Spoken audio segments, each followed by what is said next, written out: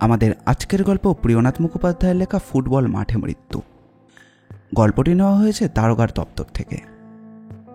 গল্প পাঠে রয়েছে শুভ, শুভম, প্রীতম, রাজ চট্টোপাধ্যায় এবং আমি অপূর্ব।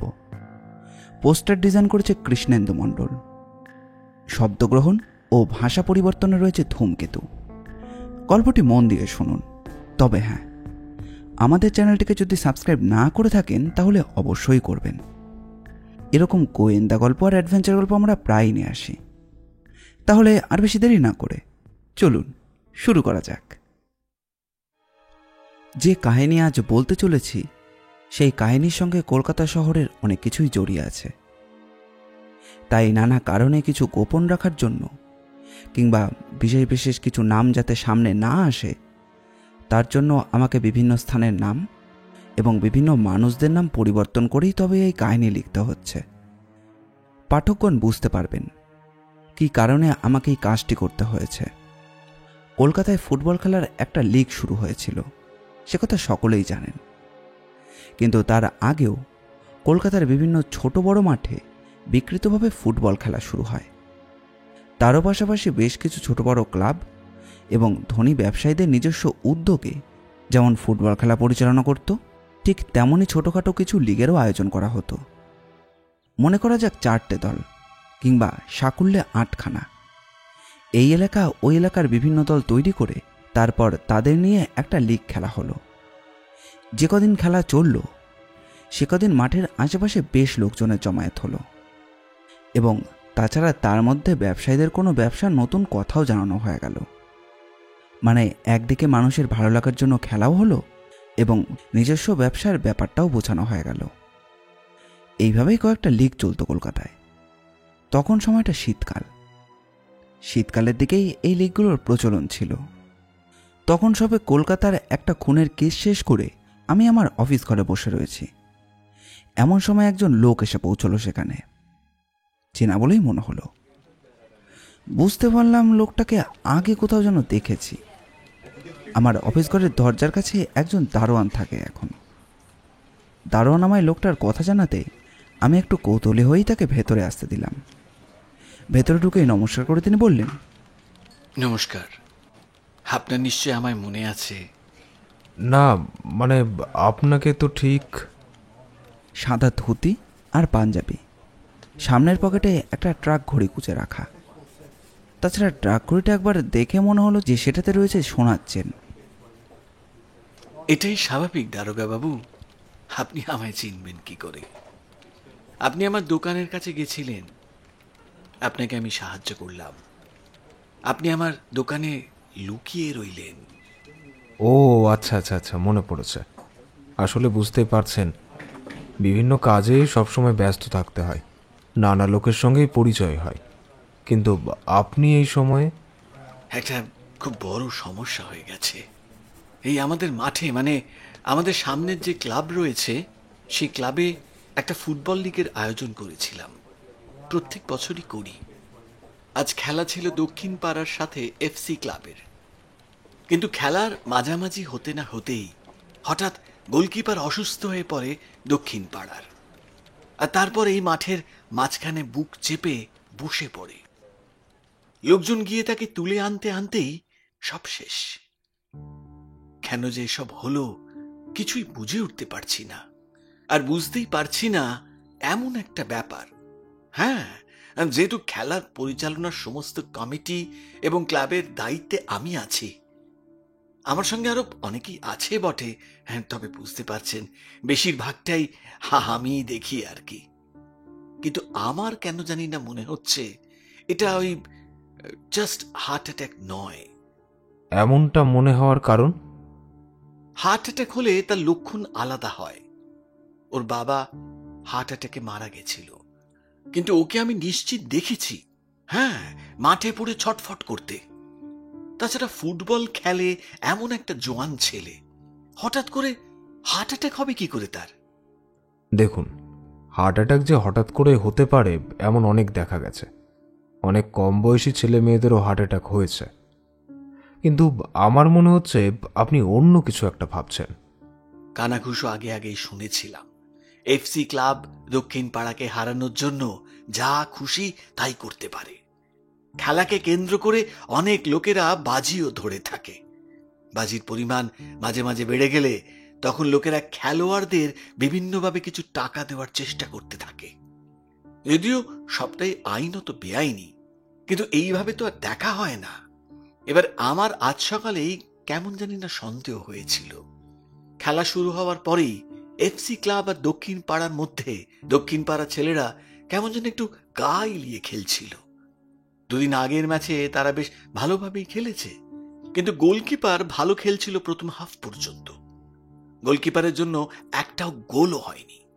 দ্বিতীয় হাফে এসেই সমস্যাটা দেখা গেল। খেলা শুরু হওয়ার একটুক্ষণের মধ্যেই এমন একটা ব্যাপার। বড় অদ্ভুত ব্যাপার। প্রথম হাফে কিছু হয়নি, দ্বিতীয় হাফে হয়েছে। তাহলে ওই হাফ টাইমের মধ্যে কিছু একটা হয়তো হয়েছে। হঠাৎ করে মাঠের মধ্যে রোদের তাপে কিংবা অন্য কোনো কারণে হতে পারে। আচ্ছা, আপনি বলুন, শীতকালে রোদ গায়ে লাগে? এই মুহূর্তে তাহলে আপনি কি চাইছেন? ক্লাবের একটা নাম আছে। তাছাড়া এই লিগ পরের বছর যদি না হয় তাহলে ক্লাবের অনেক সমস্যা হবে। এবার যে ব্যাপারটা হয়ে গেছে তারপরে তো আর খেলা চালিয়ে যাওয়া সম্ভব নয়। এই খেলাটা কিছুদিন বন্ধ রেখে বাকি ম্যাচগুলো মাসখানেক পরে করাবো বলে আমি ভেবেছি। এই তাতে অতিরিক্ত ওখানে একটু টাকা খরচ হচ্ছে, কিন্তু ফুটবল খেলাকে আমি খুব ভালোবাসি দারোগা বাবু। মনে মনে একটু অবাক হলাম। লোকটা ব্যবসায়ী, তাকে আমিও চিনি। তার দুটো সোনার দোকান আছে। তাছাড়া শুনেছি এদিক ওদিক আরও কিছু ব্যবসা আছে। তার মধ্যে সবকটা এক নম্বর নয়, তবে ব্যবসায়ী মানুষের দু একটা দিক এমন থেকেই থাকে। যতক্ষণ না সেটা আইনের চোখে এসে পড়ছে কিংবা আইনের কোনো সমস্যা তৈরি হচ্ছে, ততক্ষণ অনেকেই অনেক কিছু করতে পারে। কিন্তু তবুও এমন একটা ব্যাপার নিয়ে তাকে আমার কাছে আসতে হয়েছে দেখে বেশ অবাক লেগেছিল। মনে মনে ভাবলাম, হাতে তো এখন কেস নেই, দেখি না, একদিন অন্তত ঘুরে এসে দেখি, তারপর দেখা যাবে। পুলিশের পোশাক না পরে সাধারণ পোশাকেই ভবেশবাবুর সঙ্গে বেরিয়ে পড়লাম। গাড়ির ব্যবস্থা করে রেখেছিলেন। ঘোড়ার গাড়িতে করে কলকাতার রাস্তা ধরে সেই বিকেলের দিকে আমি আর ভবেশবাবু গিয়ে পৌঁছলাম মাঠের কাছে। মাঠের চারপাশে বাঁশের বেড়া মতো তৈরি করা আছে।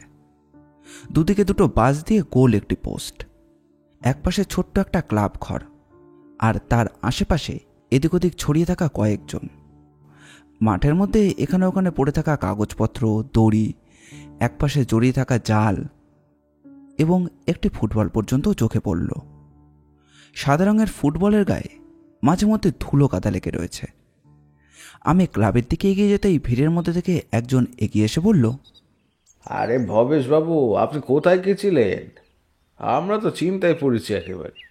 পুলিশের লোক আসবে বলছে। এই ক্লাবের যারা ছিল তাদেরকে জিজ্ঞাসাবাদ করা হবে। তাছাড়া ওই দুটো ফুটবল টিমের ছেলেদেরও নাকি সমস্ত নাম ঠিকানা জেনে রাখা হয়েছে। কি যে হয়ে গেল! কি এইখানে বলে রাখা ভালো, আমি সকলের কাছে পরিচিত হলেও আমায় অনেকেই চেনেন না। আসলে পুলিশের পোশাক গায়ে থাকলে বেশিরভাগ ক্ষেত্রে দেখেছি পোশাকটাই গুরুত্ব পায়। তাই এখানকার অনেকেই আমাকে চিনতে পারল না, তবে একজন চিনতে পারল। সে একটু চমকে উঠেই বলল, কিন্তু জানিয়ে গিয়েছে তারা সন্ধ্যের দিকে আসবে। বোঝা গেল সকলেই ঝামেলাটা মাথা থেকে নামাতে চাইছে। যদিও একজনের মৃত্যু হয়েছে, তবে ওই যে কথা আছে না, যা হবার তা তো হয়েই গেছে, তারপরে তো আর কিছুই করবার নেই। এখন এই মানুষগুলোকে পুলিশের হেনস্থা এবং ঝামেলা থেকে বাঁচাবার জন্য এভাবেই বোধহয় আমার কাছে আসতে অনুরোধ করেছিলেন। ক্লাব ঘরে গিয়ে বসলাম। মাথার ওপরে নতুন টালি লাগানো হয়েছে। সদ্য দেওয়ালে সাদা রঙের যে চুনের প্রলেপ পড়েছে সেটা বোঝাই গেল।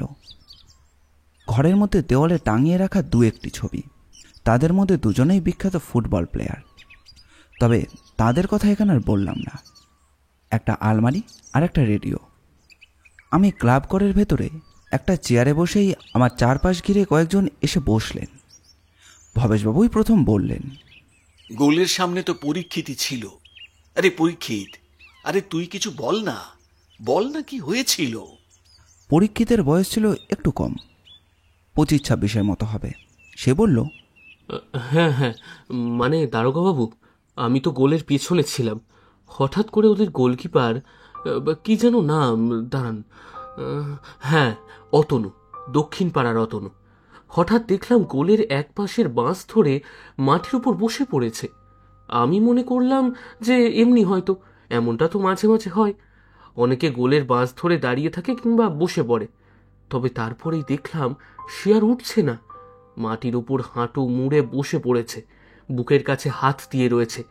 তারপর আস্তে আস্তে তার মাথাটা ঝুঁকে পড়ল নিচের দিকে, সঙ্গে সঙ্গে সে গড়িয়ে গেল মাটিতে। আমি সঙ্গে সঙ্গে চিৎকার করে ডাকলাম। ততক্ষণে আশেপাশে যারা ছিল তারা সবাই উঠে এসেছে। নিজের জায়গা থেকে খেলা চলছিল, যে খেলা চালাচ্ছিল সে বাঁশি বাজিয়ে খেলা ছাড়িয়ে দেয়। তখনই আমরা তাকাই অতনুর দিকে। অতনু বুকে হাত দিয়ে ছটফট করছিল। সঙ্গে সঙ্গে আমরা ক্লাবের কয়েকজন ছুটে যাই, অতনুকে তুলে নিয়ে ক্লাবের কাছে আসি। কিন্তু কিন্তু তারা কি সবকিছু শেষ হয়ে যায়। অতনুর চোখও অতনুর চোখও স্থির হয়ে যায়। যখন ওই অতনু মানে ওই গোলকিপার অমন করছিল, ঠিক তার আগে গোলের আশেপাশে কাউকে দেখা গিয়েছিল? আর কেউ তার সঙ্গে কথা বলেছে, কিংবা তার শরীরে কোথাও কোনো আঘাতের চিহ্ন দেখা গিয়েছিল? না, হাফ টাইমের পর যখন ওরা গোলের কাছে গেল তখন তো এমন কিছুই হয়নি, এমন কিছুই অন্তত আমি দেখিনি। কিন্তু কিন্তু ওই ওই সময় বেরিয়ে আসার আগে অতনুর সঙ্গে তাদেরই ক্লাবের একটা ছেলে কথা বলছিল। তারপরে অতনু বোধহয় একটু রেগেছিল, কিন্তু কি ব্যাপারে কথা বলছিল স্যার, সেটা আমি জানি না। এই কথায় আমি যেন একটু হতাশ হয়ে পড়লাম। হঠাৎ করে মাঠের মধ্যে অসুস্থ হয়ে মারা গেছে, তাছাড়া তো কেসটায় আর কিছুই দেখতে পারছি না। ভবেশবাবুর কথায় এখানে না এলেই ভালো হতো। একটু বিরক্তির সাথেই বললাম, কেস কিছুই নেই। আমার মনে হয় এটা ওটি একটা সাধারণ হার্ট অ্যাটাক, কিংবা কোনোভাবে অসুস্থ হয়ে ছেলেটা মারা গেছে। পোস্টমর্টম রিপোর্ট এলেই সব বেরিয়ে আসবে। ভবেশবাবু শুধু শুধু পুলিশের ঝামেলা থেকে বাঁচার জন্য আপনি আমায় এখানে ডেকে আনলেন, এটা কিন্তু ঠিক হলো না। আমি কি বলছেন আপনি? এমন কোনো ব্যাপারই নয়। আমি আপনাকে ডেকে নিয়ে এসেছি যাতে ওই সত্যিটা বাইরে আসে। পুলিশ তো পুলিশের মতোই হার্ট অ্যাটাক ভেবে নিয়েছে। এখন যদি পোস্টমর্টম অন্য কিছু বেরিয়ে আসে, আচ্ছা এখন নয় আপনাকে আমি আর বিরক্ত করছি না। যদি পোস্টমর্টম রিপোর্টে অন্য কিছু বের হয় তখন আপনি কিন্তু ব্যাপারটা দেখবেন। হ্যাঁ, আমি আমি এটা সবাইকেই বলেছি। বুঝতে পারলাম বিপদে পড়েছি। পোস্টমর্টেম রিপোর্টে যদি কিছু বের হয় তাহলে ভবেশবাবুর কথায় এখানে আসতেই হবে। কারণ ভবেশবাবু শুধু ব্যবসায়ী যে তা তো নয়, ভবেশবাবুর সঙ্গে পুলিশের ওপর মহলেরও চেনা জানা রয়েছে। আমি না চাইলে ভবেশবাবুর ঠিক কাউকে না কাউকে দিয়ে বড়বাবুর কান পর্যন্ত তুলে তারপর আমাকে এখানে ঠিকই পাঠাবে। আচ্ছা, আর সমস্ত ব্যাপারটা একই রকম তো? আচ্ছা, এই যে ছেলেটির সঙ্গে অতনুর ঝামেলা হয়েছিল, মানে মাঠে নেমে একটা বিতর্ক হয়েছিল, সেই ছেলেটাকে আপনারা সবাই চেনেন? আমরা তাদের বেশিরভাগ কাউকে চিনি না। দক্ষিণ পাড়ার ছেলে তো। দক্ষিণ পাড়া এখান থেকে বেশ খানিকটা দূরে, হাঁটা পথ প্রায় আধা ঘন্টা মতো লেগে যাবে। তবে তাদের দলের যে অধিনায়ক তাকে আমরা চিনি, আর সে সবাইকে চেনে। তাছাড়া দক্ষিণ পাড়ার ক্লাবে গিয়ে কথা বললে সব কিছু বেরিয়ে আসবে। কিন্তু কেন বলুন তো? হঠাৎ মাঠের মধ্যে এমন কি হলো যে দক্ষিণ পাড়া ওই ছেলেটির সঙ্গে গোলকিপারের এমন রাগারাগি হলো? আর ভবেশবাবু, এই খেলার আগে যে আপনি বাজির কথা বলেছিলেন, তার কোনো প্রভাব খেলার উপরে পড়েছিল বলে আপনাদের মনে হয়েছে? আমার তো মনে হয়েছে ওই দক্ষিণ পাড়ার ছেলেগুলো ইচ্ছে করে খারাপ খেলছিল, গোলকিপার বাদে বাকি সকলে। তোমাদের কি মনে হয়? দেখা গেল ভবেশবাবুর মতো সকলেরই একই মত। সকলেই প্রায় এক বাক্যে জানালো দক্ষিণ পাড়ার ছেলেগুলো আগে যেভাবে খেলছিল এই খেলা কিন্তু তেমনভাবে খেলছিল না। শুধু গোলকিপারের জন্যই প্রথমভাবে তারা একটাও গোল খায়নি। বেশ অদ্ভুত ব্যাপার।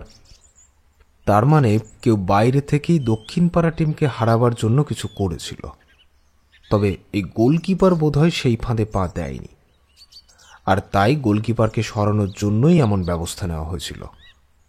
কিন্তু তাহলে প্রথম হাফে নয় কেন, দ্বিতীয় হাফে কেন?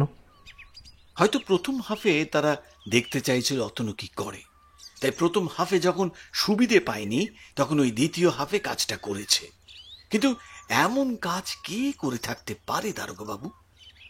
দেখুন, এটার জন্য আমায় অপেক্ষা করতে হবে। পোস্টমর্টম রিপোর্ট আসবে এবং তারপরেই পোস্টমর্টম রিপোর্ট থেকে যখন খুনের আসল কারণটা জানা যাবে তখনই আমি ব্যাপারটাকে তদন্ত করতে পারবো ভালো করে। না হলে আইনের বাইরে গিয়ে তো আমি আর কিছুই করতে পারবো না। আপনাদের অপেক্ষা করতেই হবে। আরও কিছুক্ষণ সেখানে দাঁড়িয়ে রইলাম। একটু পরেই পুলিশ এলো, একজন ইন্সপেক্টর, তার সঙ্গে একজন কনস্টেবল। পুলিশ অফিসার আমাকে সেখানে দেখে বেশ অবাক হয়ে গেল।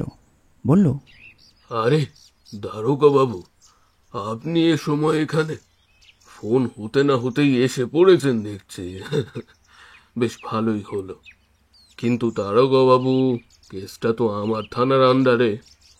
পুলিশ অফিসার মিস্টার হালদারের সঙ্গে আমার বেশ ভালোই পরিচয় ছিল। এর আগেও দুটো কেসে তার থানার আন্ডারে গিয়েছি। আমায় হাত লাগাতে হয়েছিল। তিনি কথাটা মশকরা করেই বলেছিলেন। আমি তাকে একপাশে ডেকে নিয়ে গিয়ে এতক্ষণ ধরে জানা সমস্ত ব্যাপারটাই ছোট করে বললাম। তিনি বললেন, দেখুন, আমি এসেছিলাম, সমস্তটাই শুনেছি, কিন্তু এদেরকে জেরা না করে তো প্রাথমিকভাবে কিছুই করতে পারবো না। তাছাড়া এদের ক্লাবের আন্ডারে ফুটবল খেলাটা হচ্ছিল, তাই তার একটা দায়িত্ব তো এদের নিতেই হবে। তাই একটু জিজ্ঞাসা করে ভয় টয় দেখিয়েই ছেড়ে দেব। আর গ্রেফতার করার মতো কোনো প্রমাণ কিংবা অনুমানও আমার কাছে এই মুহূর্তে নেই। না মিস্টার হালদার, হালকা জেরাতে হবে না, বেশ কড়া করেই জেরা করতে হবে। ঠিক যেভাবে আমি বলেছি সেইভাবেই জেরা করতে হবে।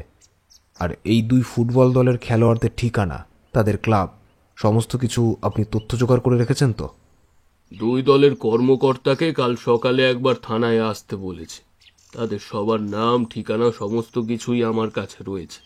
চাইলেই যখন খুশি যার কাছে গিয়ে জেরা করা যেতে পারে। কিন্তু আমার এখনো মনে হচ্ছে ব্যাপারটা হার্ট অ্যাটাক না হলে এমন কিভাবে হলো।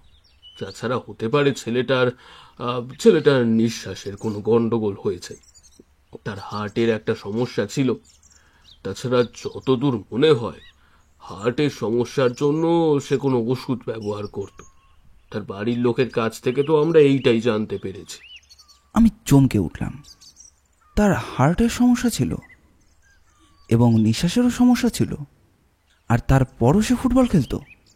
আমি বললাম, অতনুর বাড়ির লোকেরা জানতো না যে সে ফুটবল খেলে এবং তার হার্টের আর ফুসফুসের দুটোতেই সমস্যা রয়েছে। তার বাড়ির লোকের সঙ্গে আমি কথা বলেছি, কিন্তু ছেলেটা কি ভালো ফুটবলটাই না খেলতো, আর তাই তো জোর করে খেলতে আসতো। তার বাবার দোকান আছে, কোনো রকম আর কি মধ্যবিত্ত পরিবার বলা যেতে পারে। এত জোর করেই খেলতো। খেলার জন্য সে বাড়ি থেকে এখানে ওখানে চলেও যেত মাঝে মাঝে। আরে বয়স তো বেশি নয়, ছেলেগুলোর মধ্যে সব থেকে কম বয়স তার, ওই ধরুন 23 কি 24 হবে। অবাক হয়ে গেলাম। এত কম বয়সী একটা ছেলে এমনভাবে খেলতে খেলতে মারা যায়? ব্যাপারটা তো ভালো নয়। তাছাড়া এত সমস্যা থাকা সত্ত্বেও সে ফুটবল খেলতে আসতোই বা কেন? একবার মনে হলো তার খেলার জন্য তেমন কিছু হয়নি। হয়তো ফুটবলটা বুকে লেগেছিল, কিংবা রোদে দাঁড়িয়ে থাকতে থাকতে, কিংবা সেটাই বা হয় কি করে। হাফ টাইম পর্যন্ত খেলার সময় তো কিছুই হলো না। যেই হাফ টাইমে সে ভেতরে গেল এবং তারপরেই হঠাৎ করে মনে পড়ল ভেতরে গিয়েছিল বাকিদের সঙ্গে, এবং বেরিয়ে আসার সময় তার সঙ্গে দলের কোনো একটি ছেলের কথা কাটাকাটি হয় এবং তারপরেই ঘটনাগুলো ঘটে। তার মানে ওই হাফ টাইমের মধ্যেই কিছু একটা ঘটেছিল। কোনো রকমে মিস্টার হালদারকে সব কিছু বুঝিয়ে দিলাম। তাকে বুঝিয়ে দিয়ে আমি তখন সেখান থেকে বেরিয়ে এসে একটা ঘোড়ার গাড়ি ধরে ফিরলাম নিজের অফিস ঘরে। অনেক রাত পর্যন্ত সেখানে চুপ করে বসে ভাবতে লাগলাম। একসময় অন্ধকার নামল। রাতে খাবার খেয়ে অফিস ঘরে বসে আছি, এমন সময় পাহারাদার বলল, দারোগাবাবু, বাইরের গেটটা বন্ধ করে দিই? রাত তো অনেক হলো, আপনি কি শুয়ে পড়বেন? বন্ধ করে দে, আমি ঘরের দরজা ভেতর থেকে বন্ধ করে নিচ্ছি। আমার শুতে একটু দেরি হবে, তুই শুয়ে পড়। পাহারাদার রাতের বেলা পাহারা দিতে চাইলেও আমি তাকে বারণ করি। তাছাড়া মধ্যবয়স্ক এই পাহারাদার পাহারায় থাকা অবস্থায় ঘুমিয়ে পড়ে। তাছাড়া এই বাড়িতে চোর ডাকাত ঢুকবে বলেও মনে হয় না। তাদের নেওয়ার মতো এখানে কিছুই থাকবে না, তাই বাইরে একটা ঘরে সে রাতের বেলায় নিশ্চিন্তে ঘুমোয়। তবে ভোরবেলায় সে উঠে পড়ে, ঘরের কাজকর্মে আমাকে সাহায্য করে। বলতে গেলে আমার সর্বক্ষণের সঙ্গী সে, তাই রাতের বেলা আমি তাকে নিস্তার দিই। দারোয়ান চলে যেতেই আমি দরজা জানলা সবকিছু বন্ধ করে কেসের ব্যাপারটা নিয়ে ভাবতে বসলাম। সামনে একটা খাতা খুলে রেখে কেসের ব্যাপারে লিখতে লাগলাম। কিন্তু মনে হলো সত্যি সত্যি যদি আমাদের সমস্ত আকাঙ্ক্ষায় যদি মিথ্যে হয়, সত্যি যদি হার্ট অ্যাটাক হয়ে থাকে, তাহলে ভবেশবাবু শুধু শুধু আমার কাছে আসাটাই বোধহয় আমার এক চিন্তার কারণ। তাই কি? কিন্তু হালদারবাবু তো কিছু বললেন না। মিস্টার হালদারের সঙ্গে কাল একবার কথা বলে দেখতে হবে, নতুন কিছু তিনি জানতে পারলেন কিনা। আর অতনু নামের ছেলেটির সঙ্গে তাদেরই ফুটবল টিমের যার সঙ্গে বাঘ বিতণ্ড লেগেছিল, তার সঙ্গে কথা বলা দরকার। অনেকগুলো কাজ করতে হবে, কিন্তু এই সমস্ত কিছু কাজ করার আগে প্রয়োজন পোস্টমর্টেম রিপোর্টটা। সেটা হাতে না আসা পর্যন্ত আমাকে চুপ করেই বসে থাকতে হবে। মিস্টার হালদারের জোড়াজোড়িই হোক কিংবা কেসটা অদ্ভুত বলেই হোক, পোস্টমর্টেমের রিপোর্ট পেয়ে মিস্টার হালদার আমাকে ডেকে পাঠালেন থানায়। থানায় একজন কনস্টেবলের পাশে দাঁড়িয়ে একটা ফাইলে কি যেন দেখাচ্ছিলেন তিনি। আমি ঢুকতেই কনস্টেবল ফাইল নিয়ে চলে গেল। মিস্টার হালদার আমাকে বসতে বলে বললেন, আচ্ছা, আপনার প্রথমেই কেন সন্দেহ হয়েছিল যে ব্যাপারটা হার্ট অ্যাটাক নয়, অন্য কিছু? সন্দেহ আমার হয়নি, সন্দেহ হয়েছিল ভবেশবাবুর। আমি তো এই ব্যাপারে কোনো কিছুই জানতাম না, উনি আমার কাছে এসে সমস্তটা জানান। কিন্তু ওদের ক্লাবের সবারই মনে হচ্ছে যে ব্যাপারটার মধ্যে কিছু একটা আছে। পোস্টমর্টম রিপোর্টে কিন্তু হার্ট অ্যাটাকের কথা রয়েছে, সেটা জানা যাচ্ছে। কিন্তু একটা ওষুধ অতনু খেয়েছিল, সেই ওষুধটার জন্যই ব্যাপারটা হয়েছে। কিন্তু কি ওষুধ সেটা ডাক্তাররা ভালো করে বলতে পারছে না। বুঝতেই তো পারছেন, বাজারে নতুন নতুন অনেক ধরনের ওষুধ আমদানি হয়েছে। এখন তার মধ্যে ঠিক কোনটা খেয়েছিল অতনু, সেটাই বোঝার ব্যাপার। তার মানে ব্যাপারটা দুর্ঘটনা নয়, খুন। কিন্তু তাকে খুন করার চেষ্টা কেউ করতে যাবে কেন? মোটিভটা কি? শুধু একটা ফুটবল ম্যাচ জেতার জন্য কেউ একজনকে খুন করতে পারে বলে তো আমার মনে হয় না। ডাক্তারের সঙ্গে আমার কথা হয়েছে, প্রয়োজন হলে আপনি ডাক্তারের সঙ্গে একবার কথা বলে নেবেন। আমার মনে হয় ডাক্তার এই বিষয়টা বেশ গভীরভাবে ভাবছেন। যে ওষুধ অতনুর শরীরে প্রয়োগ করা হয়েছে তাতে কিন্তু মৃত্যু হওয়ার কথা নয়, কিন্তু অতনুর হৃদযন্ত্র এবং ফুসফুস দুটোতেই সমস্যা ছিল। তার যেমন শ্বাসকষ্ট হতো, তেমনি মাঝে মাঝে বুক ধরফর করত, হার্টবিট অকারণে বেড়েও যেত।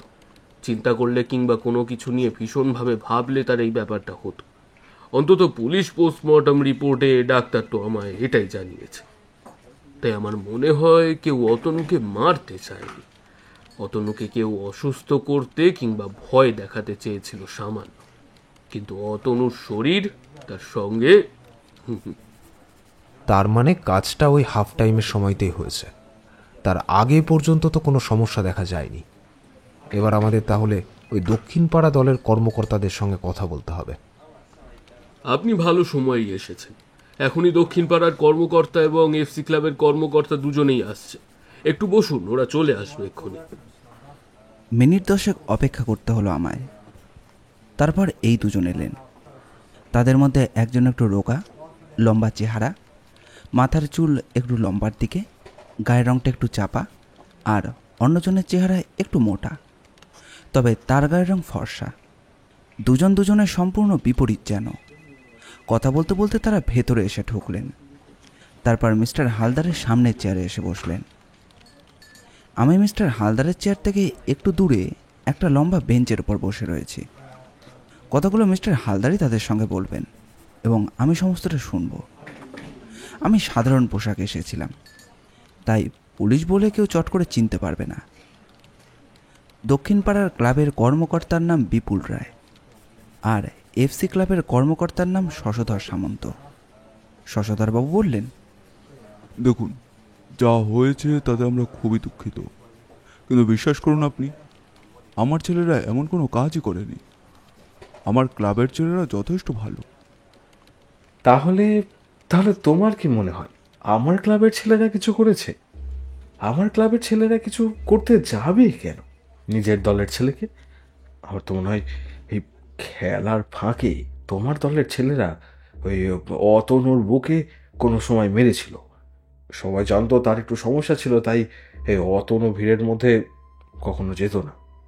আরে বললেই হলো, এসব কথা বললেও তো আর হবে না। তোমার দলের ছেলেরাই কিছু একটা করেছে। আরে আমার ছেলেরা কেন করবে? একটা ম্যাচ না জিততে পারলে তো আহামরি কিছু হবে না, কিন্তু তাই বলে এমন কাজ? আমারও তো সেটাই কথা। একটা লিগ জিততে না পারলে কিছু হতো না। যদি জানতাম অতনুর শরীর ভালো নয়, তাহলে তাকে আমি মাঠে নামতেই দিতাম না। আপনারা এবার চুপ করুন।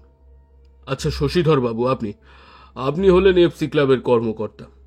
আপনার দলের খেলোয়াড়দের নামের লিস্ট আপনি নিয়ে এসেছেন? সবারই নাম নিয়ে এসেছি স্যার। শুধু খেলোয়াড় কেন, আমার সঙ্গে যারা ছিল, মানে এফসি ক্লাব থেকে যারা এসেছিল সবার নামই নিয়ে এসেছি। মোট 16 জনের নাম আছে এখানে। সঙ্গে সঙ্গে বিপুল নামের ভদ্রলোকটিও একটি কাগজ দিলেন। এই যে আমার সঙ্গে যারা ছিল তাদের সবার নাম এখানে আছে। আমার সঙ্গে ছিল মোট 15 জন। কোনো খবর কি পাওয়া গেল? মানে ছেলেটার এমন কি করে হলো? সবাই তো বলছিল হার্ট অ্যাটাক। হার্ট অ্যাটাক করেছে? এমনভাবে হয়তো খেলার চাপ পড়েছিল বা কোনোভাবে তার সমস্যা হচ্ছিল, নিজেও হয়তো বুঝতে পারেনি, হঠাৎ করেই হয়ে গেছে। কিন্তু খেলতে নামার আগে আমি বারবার বলেছিলাম আর একটা গোলকিপার ছিল, চাইলে তাকেই খেলাতাম। কিন্তু এত জেদ করলো অতনু। তাছাড়া ছেলেটা ভালো খেলে। বিপুলবাবু কিছু মনে করবেন না, আপনি আমার প্রতিপক্ষ দলের, কিন্তু সত্যি কথা বলছি, আমার ছেলেরা সত্যি কিছু করেনি। এমন কাজ একজন খেলোয়াড় হয়ে অন্য খেলোয়াড়কে এমনভাবে কেউই মারতে চায় না। খেলার মধ্যে ঠোকাঠুকি লেগে থাকে, কিন্তু অতনু সেটাকে আমি নিজেও দেখেছি, বড্ড ভালো খেলতো। আর খেলার দিন সে অত ভালো আটকে ছিল গোলগুলো যে আমি বিরোধী পক্ষের হয়েও হাততালি দিচ্ছিলাম। আরে শশধর বাবু, আরে আপনাকে কি আমি চিনি না? আপনি মানুষটা খারাপ নন। আপনার দলেরও তো কত নাম আছে। সেদিনের খেলাটা হাড্ডাহাড্ডি হচ্ছিল, বাকিটাও হতো, কিন্তু মাঝখান থেকে কি করে যে এমন একটা হয়ে গেল, ছেলেটার মায়ের দিকে আমি মুখ তুলে তাকাতে পারছি না। বুঝতে পারলাম মিস্টার হালদার বিরক্ত হচ্ছেন, কিন্তু আমি তাকে বলে দিয়েছিলাম ওরা যা বলতে চায় তা যেন ওদেরকে বলতে দেওয়া হয়, কেউ যেন না আটকায়। কিন্তু শশধর বাবু, বিপুল বাবু সহ অনেকেই সন্দেহ করছে ব্যাপারটা নিয়ে। ব্যাপারটা হার্ট অ্যাটাক নয়, যদিও পোস্টমর্টম রিপোর্ট আমাদের কাছে এখনো আসেনি। তবে অনেকে মনে করছে বাইরে থেকে কোনো ওষুধ কিংবা কিছু দেওয়া হয়েছিল ওই অতনুকে। আর বিপুল বাবু, যদি আপনার দলের কয়েকজন খেলোয়াড়কে নাকি টাকা দিয়ে খারাপ খেলতে বলা হয়েছিল।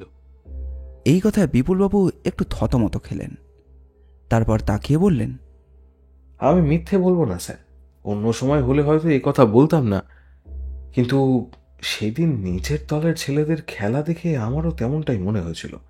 একটা বল ওদের গোলের কাছে নিয়ে যেতে পারলই না। আগের ম্যাচে কত দারুণ খেললো ওরা, ভাগ্যিস অতনু বারবার আটকাচ্ছিল। এইসবই যখন হলো তখন আমিও বলি, হাফ টাইমের সময় আমার দলের ছেলেরা কিন্তু আমাকে বলেছিল তোমার দলের ছেলেরা নাকি পায়ে যাওয়ার সঙ্গে সঙ্গে বল ছেড়ে দিচ্ছে। কেন মনে হচ্ছে যে তারা কোনো আটকানোর চেষ্টাই করছে না। গোলকিপারের সামনে যে খেলছিল আর ওপরে একজন খেলছিল, ওই 3 জনের মতো। এই 3 জন মানে যারা সেদিন খারাপ খেলছিল, তাদের 3 জনকে আলাদা করে আপনি চিনতে পারবেন বিপুলবাবু?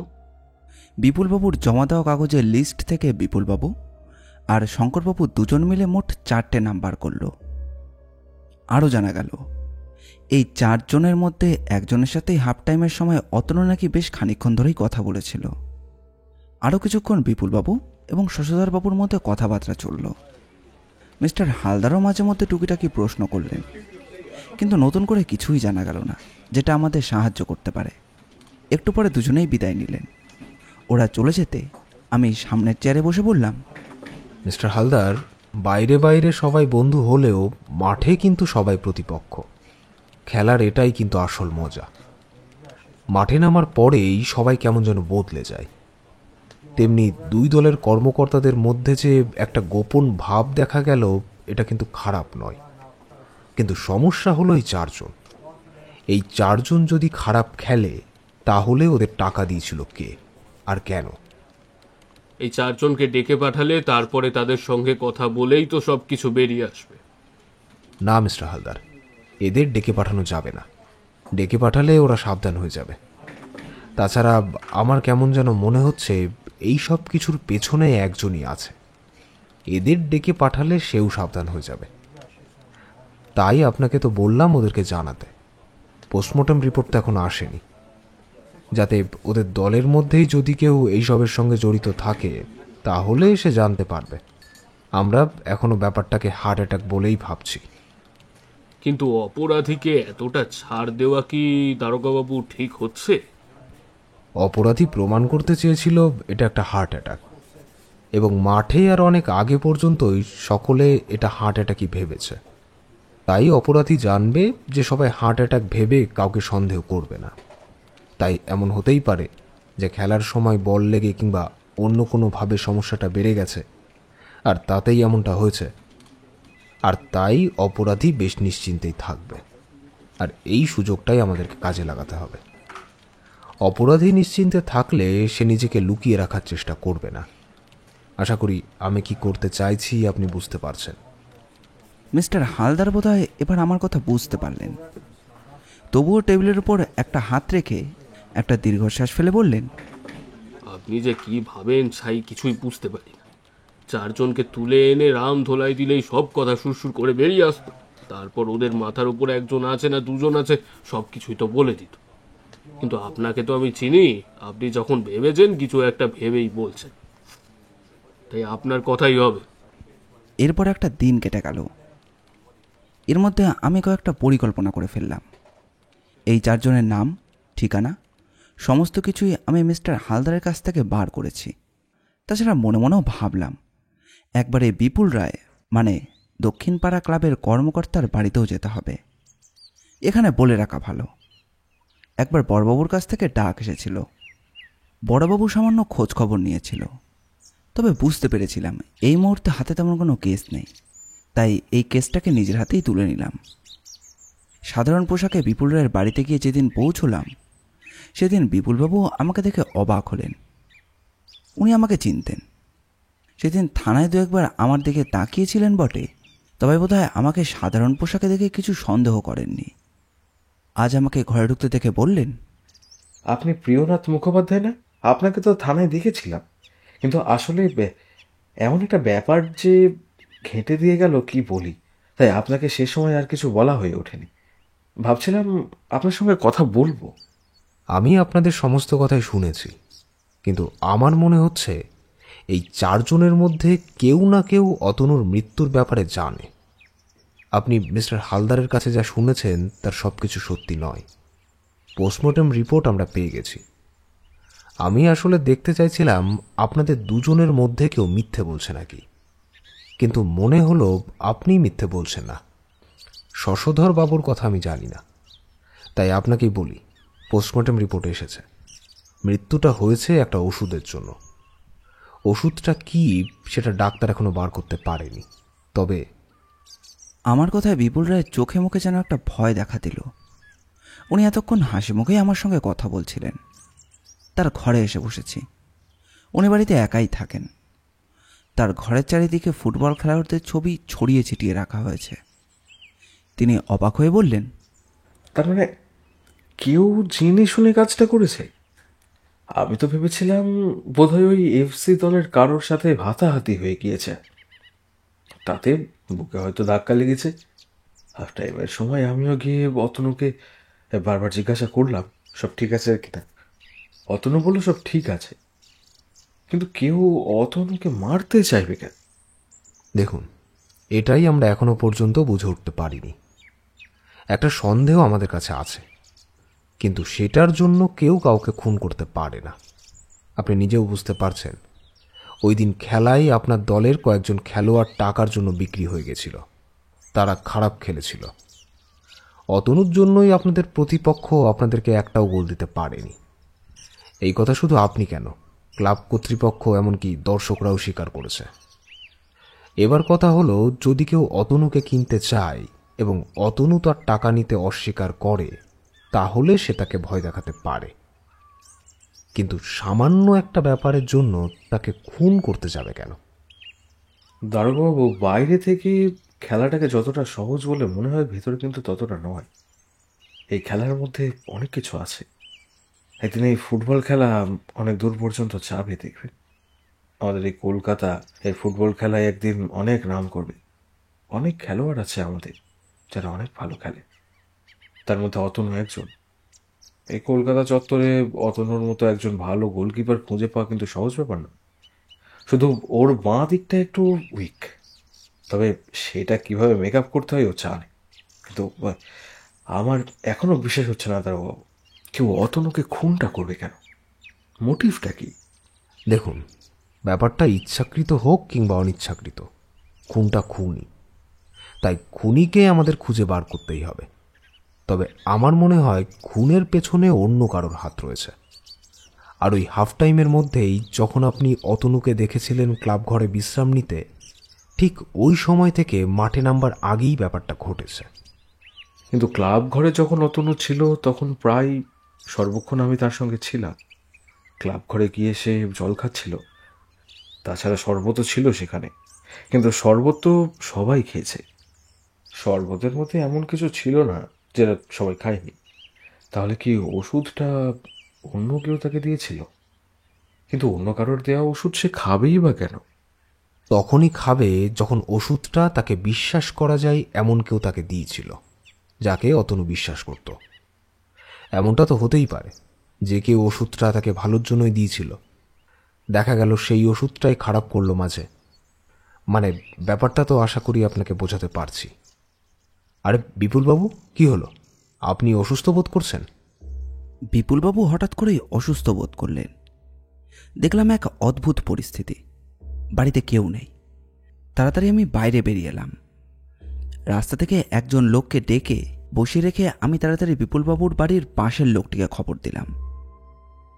তাকে সমস্ত কথা খুলে বলে তাকে বিপুলবাবুর কাছে রেখে আমি সোজা চলে এলাম বাইরে।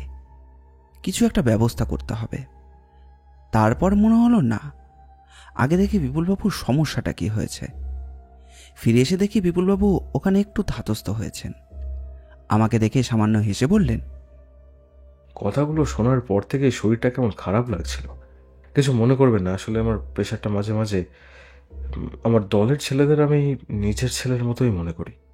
বিয়ে তো করিনি, এই ফুটবল খেলাই আমার কাছে সব কিছু। তাই খবরটা শুনে সত্যিই খারাপ লাগলো। সামান্য টাকার জন্য কেউ অতনুকে... এইভাবে বিপুলবাবুকে কথাটা বলে যেতে দেখে আমি ইশারায় তাকে চুপ করে থাকতে বললাম। তার পাশের বাড়ির ভদ্রলোকটি আমাদের কথা শুনে বললেন, অতনুর ব্যাপারে কিছু জানা গেল? আচ্ছা, আপনি কে বলুন তো? আমি ওই...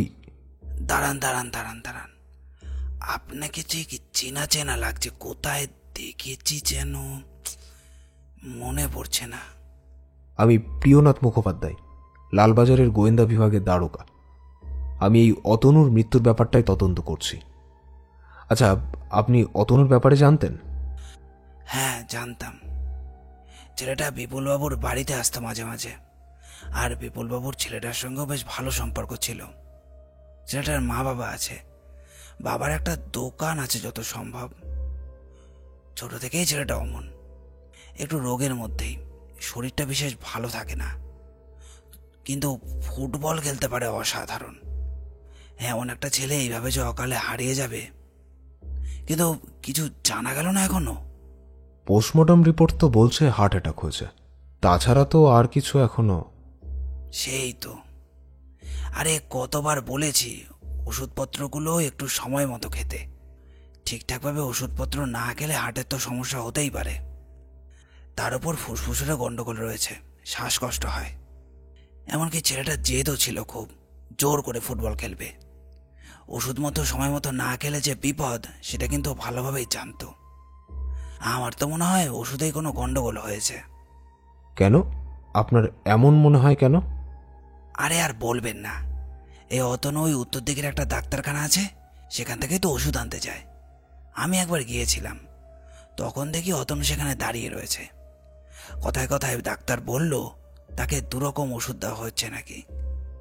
একটা হার্টের জন্য আর একটা শ্বাসকষ্টের জন্য। এবার দুটো ওষুধই বিভিন্ন সময় খেতে হয়, যদি একটু এদিক ওদিক হয় তাহলেই সমস্যা। একবার নাকি অতনু ভুল করে হার্টের ওষুধের জায়গায় শ্বাসকষ্টের ওষুধও খেয়ে ফেলেছিল, আর তাতেই তার শরীর খারাপ, ঘামিয়ে টামিয়ে জ্ঞান হারিয়ে একদম একাকার অবস্থা। খবর পেয়ে ডাক্তার তাড়াতাড়ি যায়, তারপর ওষুধ দিয়ে তাকে ঠিক করে।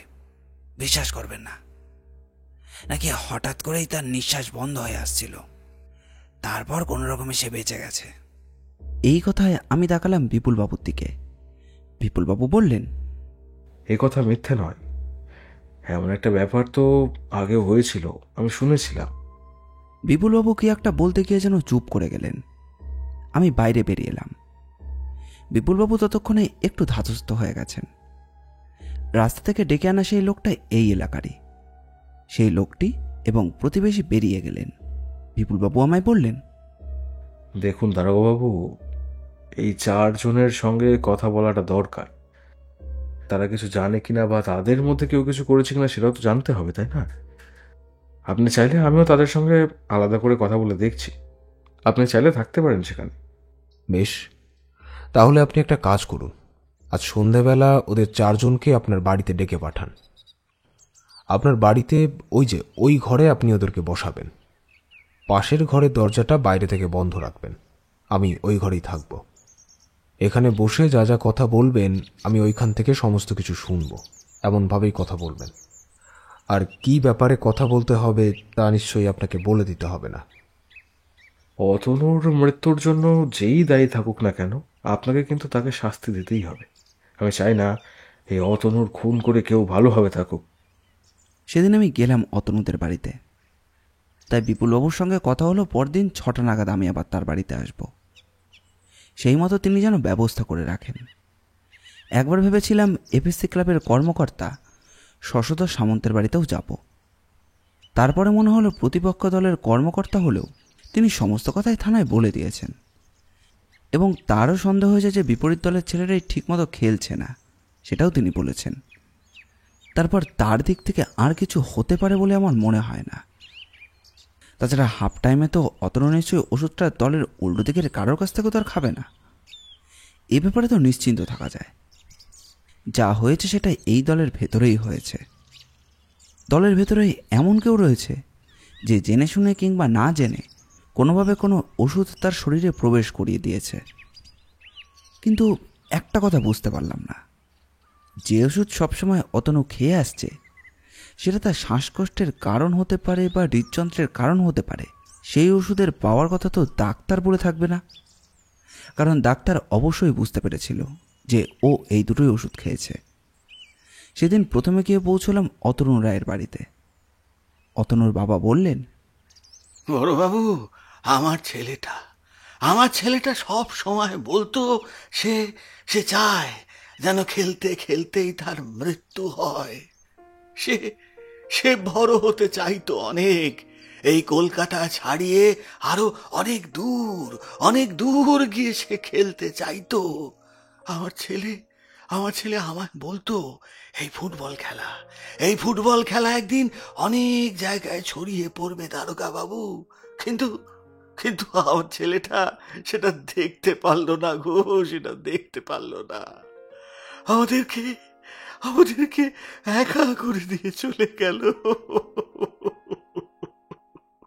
অতনুর বাবা কেমন যেন অসহায়ের মতো কাঁদছিল। তার মা মুখে কাপড় চাপা দিয়ে বসেছিলেন। আমি বারান্দার এক পাশে এসে দাঁড়ালাম। এভাবে এসে পড়াটা বোধহয় ঠিক হয়নি। বললাম, এই সময় এখানে আসাটা বোধহয় ঠিক হয়নি, পরে আমি এক সময় আসব। নারগবাবু, আপনি যাবেন না। আপনি যখন এসেছেন তখন আপনি আমাদের বলুন, আমার ছেলেটার কি হয়েছিল? সত্যি কি সে হার্ট অ্যাটাক করেছিল, নাকি তাকে কেউ খুন করেছে? হ্যাঁ, আপনি সত্যিটা বলুন নারগবাবু, সত্যিটা বলুন। দেখুন, অতনুর মৃত্যুটা ঠিক কিভাবে হয়েছে সে কথা আমরা এখনো বুঝে উঠতে পারিনি। হার্ট অ্যাটাক করেছে বলেই মনে হচ্ছে, কিন্তু এমনও হতে পারে যে তার ওষুধে কোনো গন্ডগোল হয়েছিল। আচ্ছা, একবার ওষুধের গন্ডগোল হয়ে তার সমস্যা হয়েছিল না? হ্যাঁ, সমস্যা হয়েছিল তো। একবার একবার ওই ভুল ওষুধ খেয়ে ফেলেছিল। হ্যাঁ, মানে অন্য ওষুধ। আর ওই তাতেই শ্বাসকষ্ট। হ্যাঁ, ওকে আসলে ওই শ্বাসকষ্টের ওষুধ সারাদিনে 3 বার খেতে হতো। আর ওই হার্টের সমস্যার ওষুধ ওকে খেতে হতো সারাদিনে 1 বার। কোনো ওষুধ বেশি কিংবা কম খেলেই সমস্যা হতো। তার মানে এমনও তো হতে পারে যে খেলার মাঠে সে ভুল করে ওষুধ খেয়েছিল, আর সেই কারণেই তার এমন সমস্যা হয়েছিল। এমনটা তো হতে পারে। হ্যাঁ হ্যাঁ, হতে পারে। ওই ওই বিপুল বাবুর কাছ থেকে আমি যা জানতে পেরেছি, তাতে যে সময় অতনু মারা যায় তার একটু আগেই তার ওই ওষুধ খাওয়ার কথা ছিল। ওটা সারাদিনে 1 বার ওই সময় তাকে খেতে হতো। ওই সময় না খেলেই ওর শরীর খুব খারাপ হতে শুরু করতো। হ্যাঁ, খুব খারাপ হতে শুরু করতো। এই কথায় আমি আবার এই কেসে নতুন একটা দিক খুঁজে পেলাম। তাহলে কি ভুল করে অতনুর হার্টের ওষুধের বদলে অন্য কোনো ওষুধ খেয়ে ফেলেছিল? কিন্তু সেটাই বা হয় কি করে? এতটা ভুল করবে কি করে? তাছাড়া মাথায় কিছুই আসছিল না। আরও কিছুক্ষণ ওদের সঙ্গে কথাবার্তা বলে সেখান থেকে বেরিয়ে এলাম। এখান থেকে আর নতুন তেমন কিছুই জানা গেল না। সোজা সেখান থেকে গিয়ে পৌঁছলাম থানায় মিস্টার হালদারের কাছে। ততক্ষণে প্রায় বিকেল হয়ে এসেছে। মিস্টার হালদার আমাকে দেখে বললেন, দারোগা বাবু, কি ব্যাপার? বেশ ঘোরাঘুরি করছেন বলে মনে হচ্ছে। কোথায় গিয়েছিলেন? তাকে সমস্ত কথাই খুলে বললাম। সমস্ত কথা শুনে মিস্টার হালদারের কপালে যেন চিন্তার ভাঁজ পড়ল। কেসটা তো বারবার এদিকে আর ওদিকে ঘুরে যাচ্ছে। একবার মনে হচ্ছে ব্যাপারটা খুন, একবার মনে হচ্ছে ব্যাপারটা দুর্ঘটনা। ওষুধ যেটা ডাক্তার পেয়েছে সেটা কিসের ওষুধ সেটাও কিন্তু বলা যায়নি। ওষুধটা হোমিওপ্যাথি কিংবা আয়ুর্বেদিক নয়, এটা অ্যালোপ্যাথি ওষুধ। কলকাতায় অ্যালোপ্যাথি ওষুধের চলন যে এখন হয়েছে তা তো আপনি জানেনই।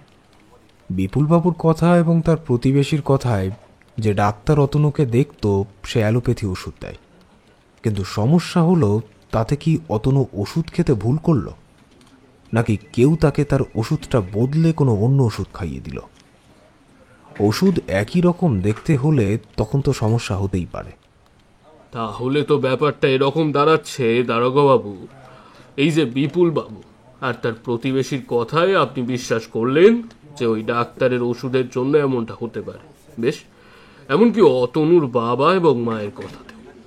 কিন্তু এই কথাটা আপনার একবারও মনে হলো না যে অতনুকে ওই যে ওষুধটা যে দিয়েছিল সে তো তার দলেরই কেউ একজন হতে পারে?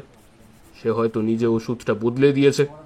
দেখা গেল কেউ তাকে ওষুধ বলে ওই ওষুধটা খাইয়ে দেয়নি, ইচ্ছা করেই তাকে মারার জন্য কিংবা অসুস্থ করার জন্য ওষুধ বদলে নিয়েছিল। কিন্তু সেটা হলে অতনু বুঝতে পারলো না কেন? একটা সম্ভাবনা আমার মাথায় আসছে, কিন্তু মিস্টার হালদার, এর মধ্যে আপনাদের আরেকটা কাজ করতে হবে। ওই যে 4 জনের ওপরে পুলিশি পাহারার ব্যবস্থা করতে হবে। ওই 4 জন কোথায় যায়, কি করে, এই সমস্ত ব্যাপারে আমায় একটা খবর দিতে হবে। তবে কাজটা এখন নয়। আমি কাল সন্ধেবেলা বিপুলবাবুর বাড়িতে যাব, যেখানে ওই 4 জন আসবে। সেইখানে বিপুলবাবুর সঙ্গে তাদের কথাবার্তা হওয়ার পরেই আপনি 4 জনের ওপরে পুলিশি পাহারার ব্যবস্থা করবেন।